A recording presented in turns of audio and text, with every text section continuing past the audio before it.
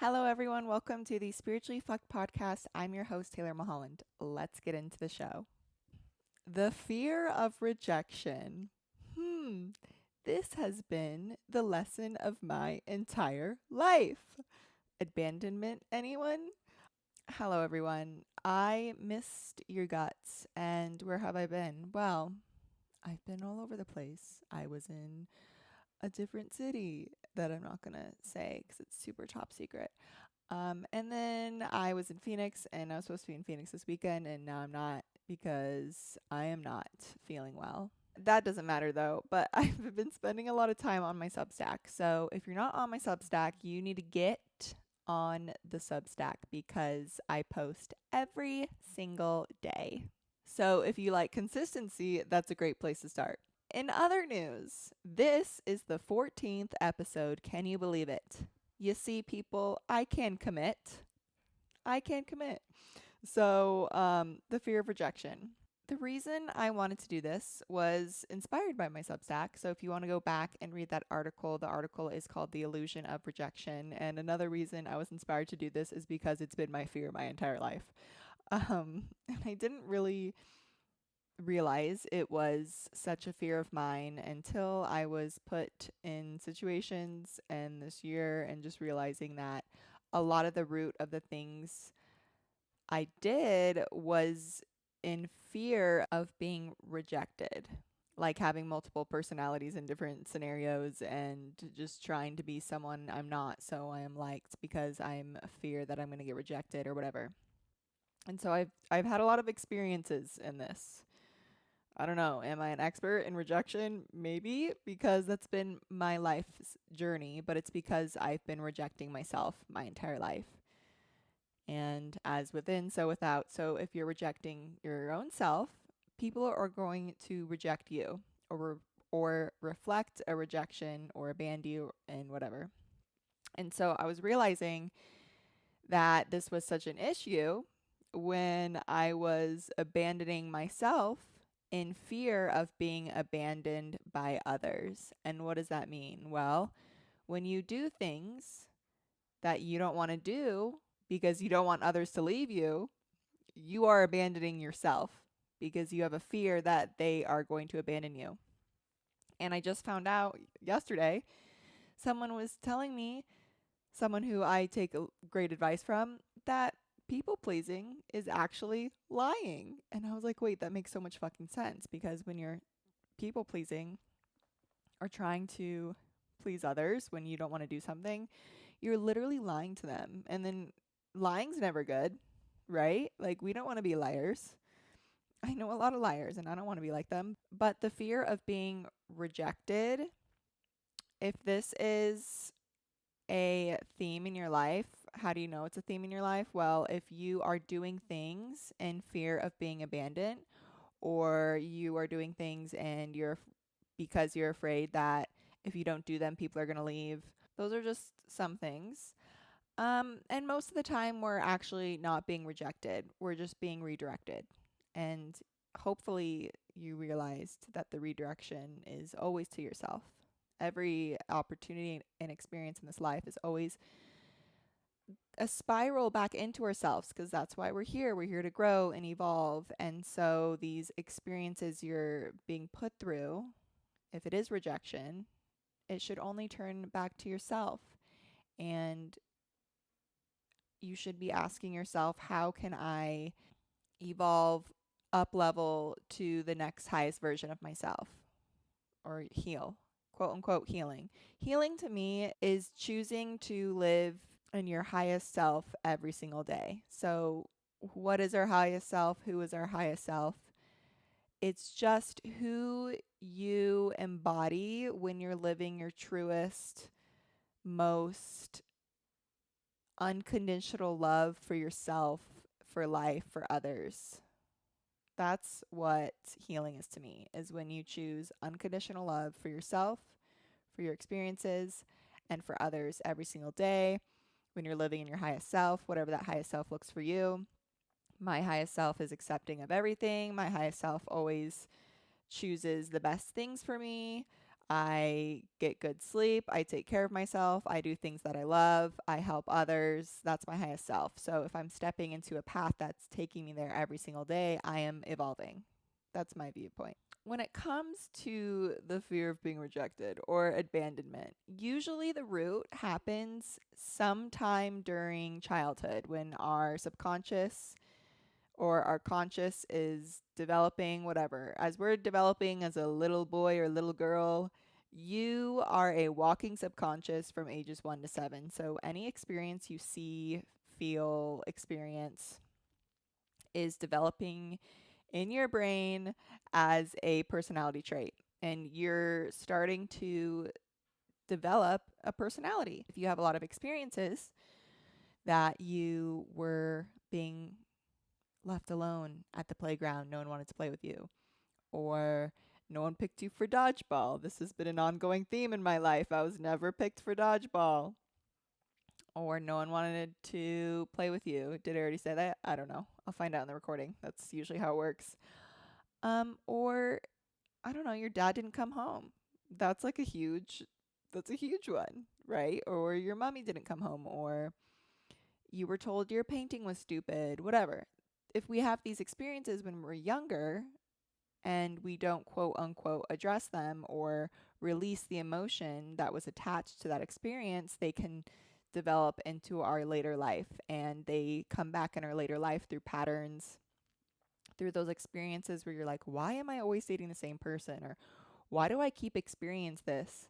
Why does everyone keep leaving me? Or why is no one picking me for adult dodgeball? Like we we don't realize, or maybe we do realize, I don't know where you are in your life, that these quote unquote issues or experiences are bigger reflections of a quote unquote unhealed trauma as a kid. I don't really like to call things unhealed or traumas. I like to label them as an experience because the word trauma and unhealed have a very negative frequency to them. And if you're putting a negative frequency to something, it doesn't always end well. It's just reprogramming your brain or reminding your brain that it's not good. But when you address something as just an experience in my life, it comes at a neutral spot. And neutrality is where you want to live. You want to see the good and bad in everything. And if you can take an experience that was maybe awful or horrible or bad and icky, and you can look at the upsides of it and create a neutral dynamic out of it, that's how we transmute emotions. That's how we have unconditional love for it. And just like Jesus, if you're into Jesus, Jesus literally came here and walked the path of unconditional love. He taught unconditional love. That's why everyone's having a Jesus moment right now. It's just the path we're stepping into as humanity is having unconditional love for everyone and everything, including our faults. That's how we heal. It's not bypassing. If you have unconditional love, you're not bypassing, but you're just seeing the beauty and the neutrality and the perfection in everything. And there is a beauty and a lesson out of rejection. And if you have had this fear your whole life of people rejecting you or this pattern, I've been there. And it triggers the nervous system. And the triggering of the nervous system is usually an emotion that has been stuck in your body for God knows how long. And you're being triggered and it's flaring up in your nervous system as butterflies of anxiety or that heart sinking feeling or your stomach dropped or literally physical shaking because it's an emotion ready to get the fuck out of there. It's trying to leave. Your body's wanting to release it because our fascia, our DNA, it holds these emotions. Hello, have you been listening to the podcast? Like our human vessel holds on to these things that our soul hasn't processed yet. And so if these experiences that you're experiencing of being afraid that someone's going to leave you, you just started talking to a guy, or you're afraid your best friend is going to be mad at you for canceling, and your body starts to have this anxiety, it's because it's this feeling that has been suppressed since you were younger is trying to leave your body. And I had this download, I had a thought when I was on a walk the other day. Well, I actually ran. I ran 6 miles. So good job, Taylor. And I was running.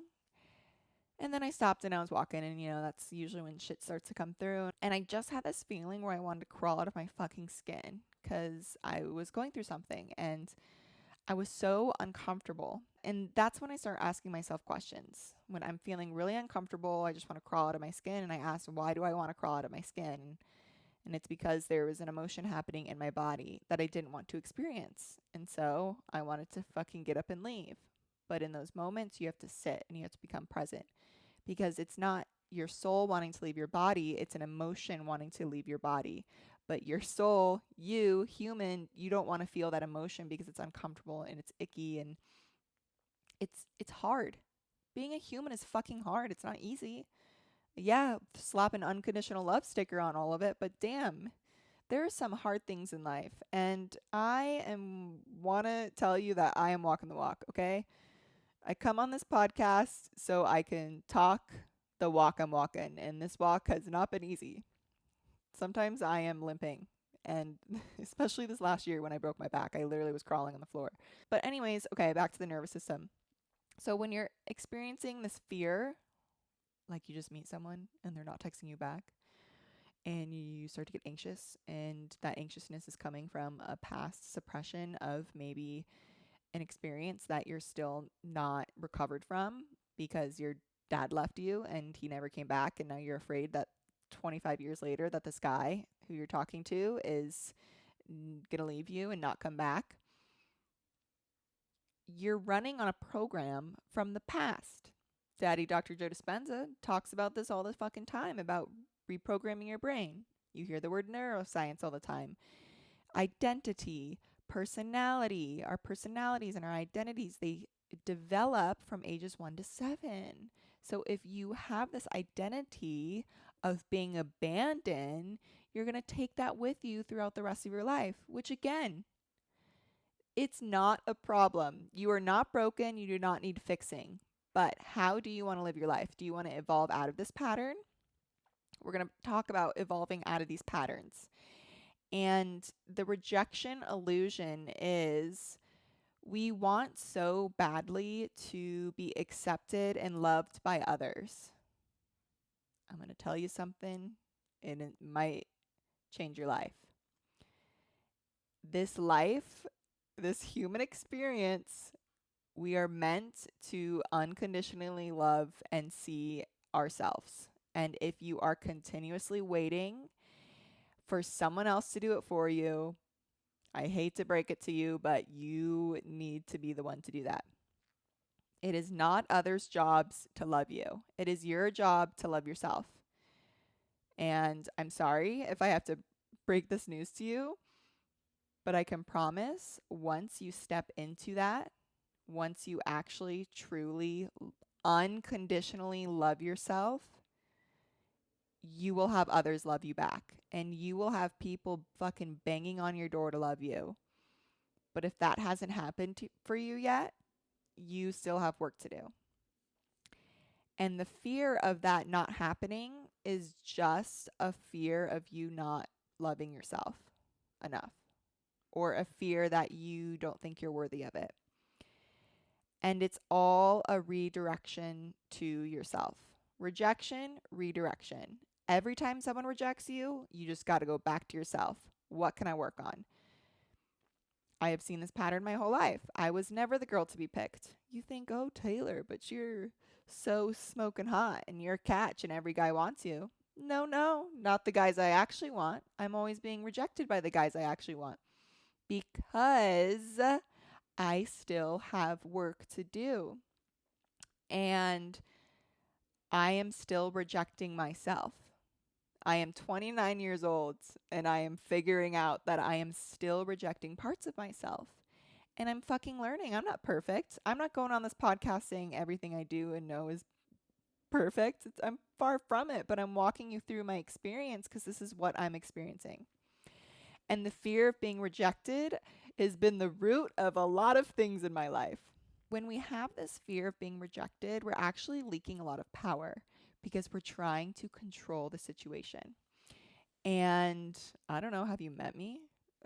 I guess I never thought I was a control freak until I realized I was a fucking control freak. And I tried to control situations because growing up, I had no goddamn control of any of my situations.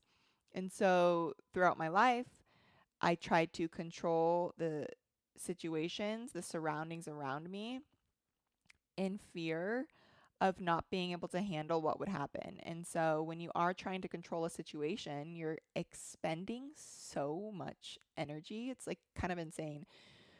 Because just think about how much your mind and your body and how much you have to work the room to try to control it because you're afraid of what is going to happen when you release control. You're just leaking so much power. And I don't know if you've ever realized it, but you can't control everyone. Have you tried it? It doesn't work. You can only control yourself. And so when you're trying to control the room or a relationship or someone else, you're leaking a lot of fucking power and you don't trust yourself. You don't have strength in yourself because you are trying to control the strength around you because you don't know how you're going to react to it. That's how like control freaks work. Like control freaks are just scared. They're actually control freaks are actually really weak if you think about it because they're trying to control a situation so much because they don't trust themselves enough to handle it. And rejection lowers your energetic availability for aligned people and opportunities. And what I mean by that is if you are living in this frequency of control and you're leaking energy, you're literally running off a low frequency.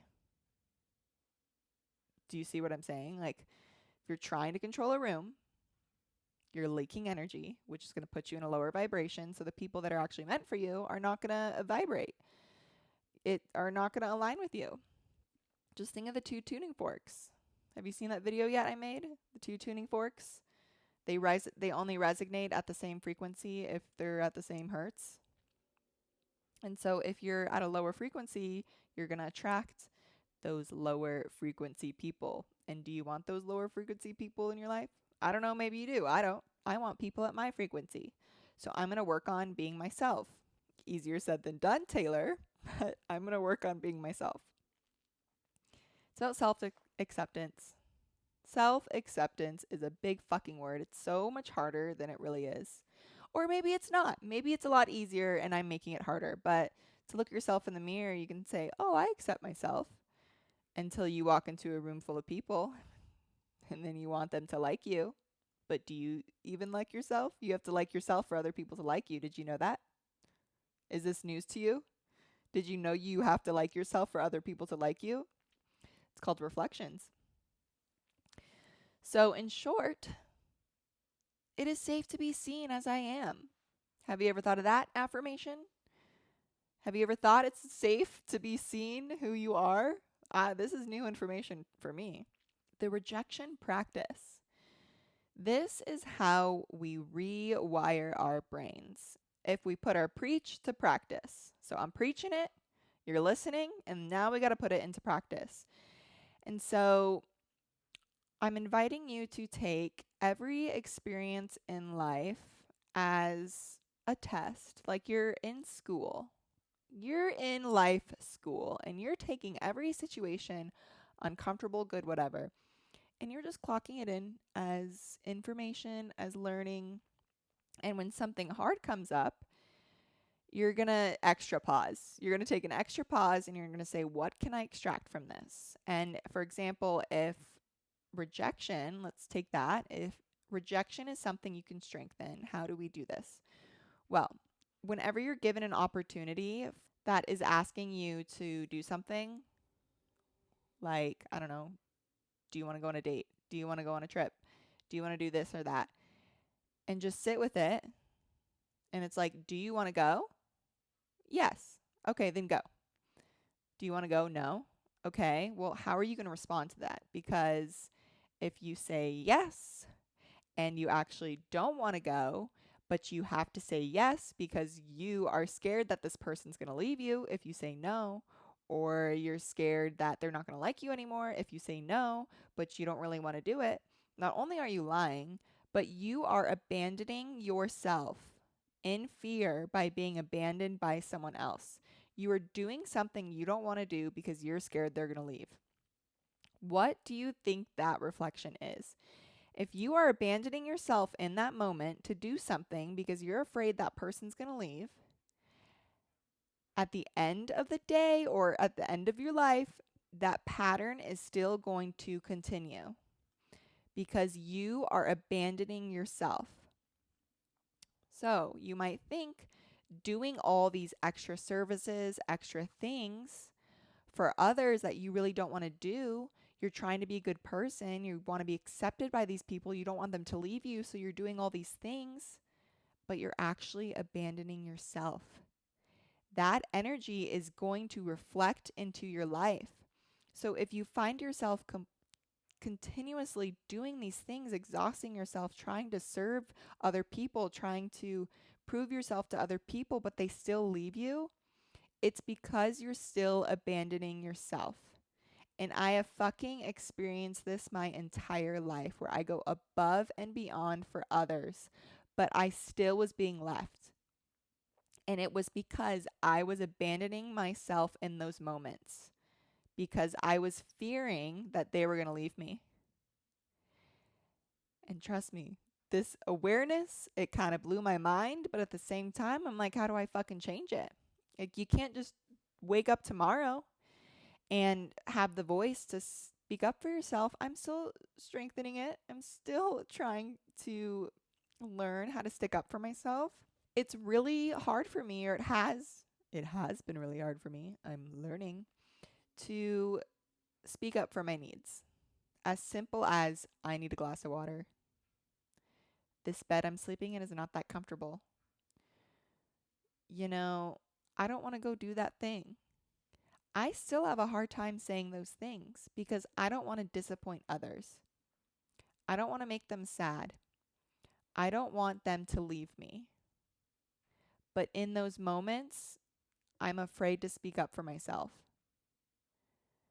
And that is where I'm abandoning myself. If your mind is being blown right now, mine is too, because this has been the core root of a lot of things. And there's nothing wrong with that because you were meant to learn how to survive. And it was a survival thing for a long time. Generations. I mean, if you listen to my last episode about the witch wound, how feelings and emotions pass through DNA. And so you could see it through your mom or your grandma, and now it's in you, where we think we have to serve others or leave parts of ourselves behind to be accepted by others to survive, or you'll be casted out or rejected. And it still lives in our nervous system, and it's like getting anxiety, and you're like, is this even from this lifetime, or is it from my past lifetimes? It could be something so small, like someone not texting you back, and you go on a fucking spiral. And it's because you want that security from them, or you want to feel this acceptance from them or this presence from them. But the root of all that is you just don't feel safe and secure in yourself. And so your body reads it as a threat, and you start to fucking spiral and freak out. And so it's not a weakness to have this. It's just a survival mechanism you have developed, and it's time to break free. It's time to step into learning that you really don't need anyone else to survive. And that's coming from someone who still lives at home, and I still need my mom financially to pay rent. And listen, I'm saying this, and I'm saying it from I'm learning. Like, I'm telling myself this. You really don't need anyone else to survive. We get to be with others to thrive. We survive on our own, and others help us thrive. This is the medicine I wish everyone would take home, is to work on themselves, to support themselves fully emotionally, so then others around them can do the same. Like, if everyone's just taking care of themselves, when we all get together, we can thrive together. If everyone's surviving on their own, together we can thrive. And listen, this is coming from someone like I want a man to take care of my needs. I want him to pay for things. Like I want to be the little housewife. Like I seek that in my life. But it has to come from myself first. I have to emotionally support myself first. I have to financially support myself first. If I want to attract these things in my life, it has to start at my root. And if you are continuously abandoning yourself, people are going to abandon you. You see how everything as within, so without. It's all a reflection. So when you recognize the programs you're running off of and operating from, it's not telling yourself it's wrong or you're doing it wrong. It's just saying, how can I do this better? If you are overthinking before you speak or post, maybe this is a survival mechanism you're living off of and you're trying to make yourself more palatable for others. People pleasing. Oh my God. Why are you kissing people's asses? Because you don't want them to leave, probably. You want them to like you. Perfectionism. I never thought I was a perfectionist until I started fucking creating stuff. And then I would eat myself alive if I did something wrong. It's like believing that if you don't perform well, no one will like it, or no one will love you, or you'll lose love. Pulling back first. Ending things before someone else can hurt you. Taylor. Sound familiar? That has been Taylor's relationship life. I always pull back. And then I get sad because I go, why did I do that? And it's probably because I'm afraid that they're going to leave me. So I pull back first. Reading between the lines, assuming silence, delay, or distance mean you did something wrong. Oof, the did I do something wrong?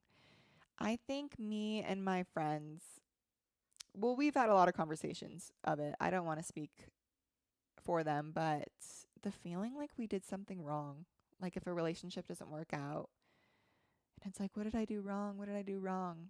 That is like the worst fucking feeling ever. But I think maybe if there was something you did wrong, it's you left yourself first. It's always a redirection back home. We are all here to walk each other home. And sometimes that's by having someone walk away from you. And then you have to be the one to fucking walk back into your own shoes and say, okay, let's keep going, Taylor. Let's keep walking. Everyone's a mirror. They're going to mirror back how you are treating yourself. And if you are abandoning yourself, you are going to be abandoned by others. It's just how it works. I didn't make up the rules, people. I didn't make the laws of the universe. I am just teaching them through experience. So how can you tell if you're rejecting yourself? You are dismissing your own needs. Oh my God, this has been my life. Being a dog sitter and just living in all these other homes and like sleeping on couches and just like not giving a fuck. But I got a paycheck from it and realizing that I wasn't sleeping ever, and it's been a whole thing. And I was doing it to people please and to please my clients and to, I don't know, please my friends, and never speaking up for my needs. And I ended up being fucking sick or hurting myself. And my thing was, oh, it's okay. I'm easy. I'm so low maintenance. Am I? No. Am I a low maintenance person? I don't think so. I like fresh spring water.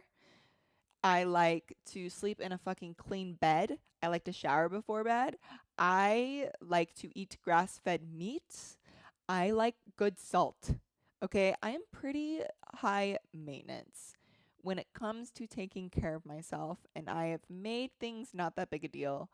And I have shoved things under the rug for others and made myself so fucking small, and I'm kind of a big person. Okay, I like to be taken care of. And that's me rejecting myself, saying, oh, it's not that big a deal. I can sleep on the dirt outside, like, no big deal. Are you kidding? Like, you guys, I did the stupidest fucking shit for others and made it seem like it wasn't that big a deal, but it was a big deal. It was. Minimizing your accomplishments. Oh, it's not that big a deal. Oh, no, I published a book, but it's like not, like, who cares? Like, it's not that big a deal. Sound familiar, Taylor? Feel shame for your desires or emotions. Oof, this was a big one. I think mainly with just the big fucking visions I've had, my heart desires. Just feeling shame for them. Why would I want to travel the world? That's so selfish of me. Shouldn't I feed kids in Africa with that money? Like just stupid shit like that. Or, oh, diminishing your emotions. Good lord, I feel big. I'm a fucking feeler and making my emotions so small to make others comfortable. What a shame that is. Because then you just attract small people. You keep yourself small, you attract small people. But if you love big, you're going to attract big love, but only if you share that, Taylor. If you don't allow yourself to take up space, physically, energetically, or online. Yep. Sound familiar, anyone? Is this resonating with you? I'm learning to take up space, but maybe I don't know, I'm not going to get into that. So, I do a good job in that. So, I'm going to give a pat on my back for Taylor because I post whenever the fuck I want and what I want, and I love that about myself. So, good job, Taylor. Feel envy or comparison, but turn it into self-criticism instead of curiosity. Man, jealousy and envy were my middle name in high school. I always envied the girls who had perfect families, who had nice clothes. I mean, was fucking on food stamps in high school. Like, there was no way I was getting clothes. And so I really envied a lot. And then I later turned that into inspiration. I learned to take jealousy and envy and say, if she can do it, I can do it. I'm inspired by her for having that. And I love the word curiosity, approaching that with curiosity. Great. How does she do that? How does she get that? That opens up a whole palette of curiosity in your mind. And then when you're living from a curious state, a curious frequency, anything can just drop in. So, how to stop rejecting yourself? Just awareness. Awareness before action. Why are you doing the things you're doing? What is causing you to do that? Do you really want to go do these things for others? If you do, that's great. We need more people like you. But if you don't, just like sit with it. You can still say yes. Like, you don't have to tell no to everyone. Jeez. No, like, sit with things and just have the curiosity and awareness. Repair, not punishment, people. Just sit with yourself. And if you have abandoned yourself in the past for others, no biggie. Just say, okay, I see you. I hear you. I'm safe. I'm here. Thank you for that experience. I love you. Experience. Extract the meaning from it and then move on. Fucking move on. Take the meaning and move on. Your body is a compass. Listen to it. Feel it. What is coming up? Is this anxiety because you don't want to do this and you're saying yes? Is this anxiety because you fear this person's going to leave? Are you anxious that this person's not texting you back because you think they are gone and you did something wrong? Just sit with it. And when you start to notice, when you start showing up for yourself, people will show up for you. It is all a reflection, people. I will grab your shoulders and shake you until I can admit that. As soon as I stopped doing things I didn't want to do and started stepping into my own self and started doing things for me, solely for me, people started to reflect back and I started being treated better by others and started being taken out more by others and just started being appreciated by others because I was fucking appreciating myself. And you have to reparent yourself because we didn't always grow up with the quote unquote best parents. I believe we signed soul contracts coming down here and everything is divinely orchestrated. I have unconditional love for both my parents, but maybe they aren't the parent that is, I don't know, Dr. Phil, is he a good dad? Like, maybe they're not writing parenting books, but they were the exact parents I needed, and I'm so grateful for that. But there are parts where I still needed to reparent myself, and that's what I'm learning in this lifetime.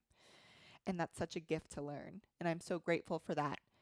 And it's giving yourself the unconditional love you always wanted from others, but it's coming from your own heart. And then boundaries as self-love. Just practice creating boundaries with yourself and with others, and I still have a hard time with this.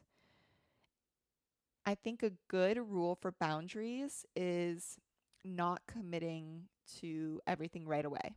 I think this, if you have a hard time with boundaries, I think this is a great tip, is just not committing right away and giving a few days. Like if someone's asking you for an answer, just say, hey, can I get back to you? That's a boundary.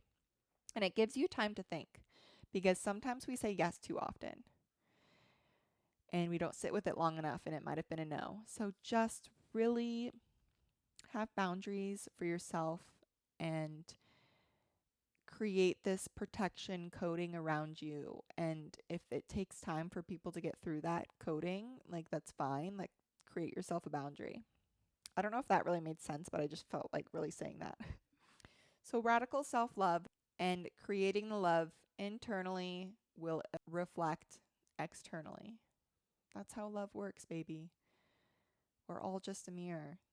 And when you are vibrating at a fucking high ass frequency of self love, unconditional self love for yourself, you will find and you will attract someone who has that for you. Here's something I'll leave you with. I accept every version of me, even the ones that are scared, messy, or learning. I did not write that, but it is in my notes. So I'm going to read it. So the reclamation is belonging to yourself. This could have been labeled as a relationship podcast because really the relationship is with yourself. That is how you will attract your divine partner. People, you got to date yourself. You got to F yourself. You got to love yourself. Until you do that, you can still attract people, but are they going to be the highest alignment for yourself? Oh, I attract toxic partners. Well, where inside of you is toxic, bitch? Like, figure it out. You figure it out by going inward. And that is the redirection of rejection. And that is this podcast. So I'll end you with this. See the perfection in everything. Okay? Just take that. Go listen to some music. I have a Spotify if you ever need good jams. It's Taylor Mulholland. I have great music. I have the best music in the fucking world. And I'm sure you'll love it. Okay? I'm just going to leave you with that. And that I adore you. Thank you so much for being here. Please write me a review if you feel called. I don't know if anyone has written me a review yet. I think the only person who wrote me a review was me. So if you can go add to that, that's great. If not, just go have a great day. I care about humanity and I care about you. And if you're listening to this podcast, I know you're a high frequency soul. And I'm so grateful that you're here. Okay? Okay, everyone. Bye bye. Don't reject yourself.